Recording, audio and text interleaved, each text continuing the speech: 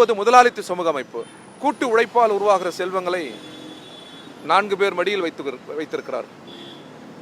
தமிழ்நாட்டில் எவ்வளவுதான் நல்லெண்ணத்துடன் பட்ஜெட் போட்டாலும் 100 முறை பட்ஜெட் போடுவதற்குரிய செல்வ வளங்கள் விரல் விட்டு எண்ணக்கூடியவர்களின் கரங்களில் இருக்கிறது. 1939 கிரேட் டிப்ரெஷன் பீரியட் என்ற அமெரிக்காவில் பெரும் பொருளாதார மந்தம் ஏற்பட்ட பொழுது போர்ட் நிறுவனம் போன்ற மிகப்பெரிய பணங்கொழிக்கிற நிறுவனங்களின் செல்வ வளங்களை நாடு கையகப்படுத்தியது.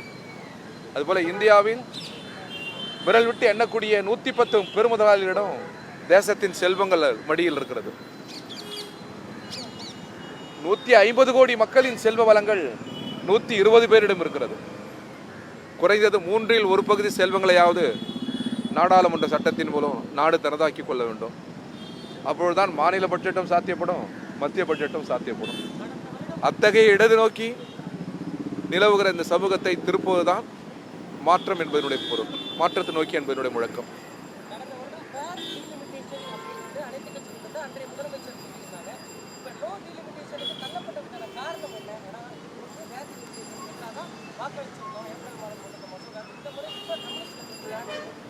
ஒன்றிய அரசு அதற்குரிய லிமிடேஷன் இல்லைன்றதை தான் நம்ம அதை பார்க்கணும்.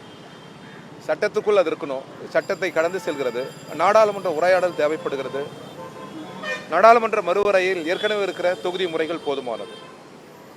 நாடாளுமன்றம் நாடாளுமன்றமாக இயங்க வேண்டுமே அன்றி கட்சி தாவுகிறவர்களை, வேறு கட்சியிலிருந்து ஆளுங்கட்சிக்கு வருகிறவர்களை ஊக்குவிக்கிற தவறான நெறியற்ற அரசியலுக்கு நாட்டின் உள்துறை அமைச்சர் தலைமை தாங்கக்கூடாது, பிரதமர் அதை வேடிக்கை பார்க்கக்கூடாது. எனவே ஏற்கனவே இருக்கிற இடங்கள் போதும். நாடாளுமன்றம் சட்டம் இயற்றுகிற அரங்கம், உரையாடல் அரங்கம். ஆனால் இன்றைக்கு அவை முற்றிலுமாக வீழ்த்தப்படுகிறது. உலகத்தில் வேற எந்த நாட்டிலும் இல்லாத நாடாளுமன்ற ஜனநாயகத்திற்கு 2 தூண்களை டாக்டர் அம்பேத்கர் நிறுவினார். ஒன்று எதிர்கட்சிகள், இன்னொன்று விவாத முறை. இந்த இரண்டையும் அடித்து நொறுக்கிவிட்டது ஒன்றிய அரசு. எனவே இப்பொழுது மிக முக்கியம் என்பது நாடாளுமன்ற மறுவரையில் தமிழ்நாடு பாதித்து விடக்கூடாது, தென் மாநிலங்கள் பாதித்து விடக்கூடாது. அதற்குரிய உரையாடல் தேவை.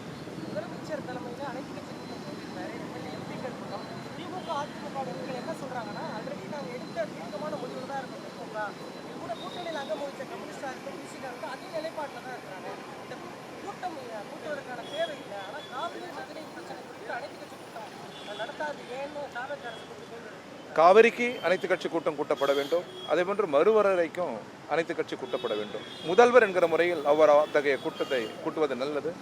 கட்சி அரசியலுக்கு அப்பால் தமிழ்நாட்டின் நலனுக்காக அரசியலமைப்பு முறையை அப்பட்டமாக மீறுகிற பிஜேபிக்கு எதிராக கட்சி எல்லைகளை கடந்து தமிழ் மண்ணில் ஒரே புள்ளியில் அனைவரும் இணைந்து நிற்பது நல்லது. தனித்தனி நிலையெடுத்தாலும் கொள்கை வழியில் ஒவ்வொரு கட்சியும் இருப்பது என்பது ஒன்றிய அரசுக்கு நல்ல பாடத்தை தரும். அந்த வகையில் கம்யூனிஸ்ட் அதை ஆதரித்து நிற்போம்.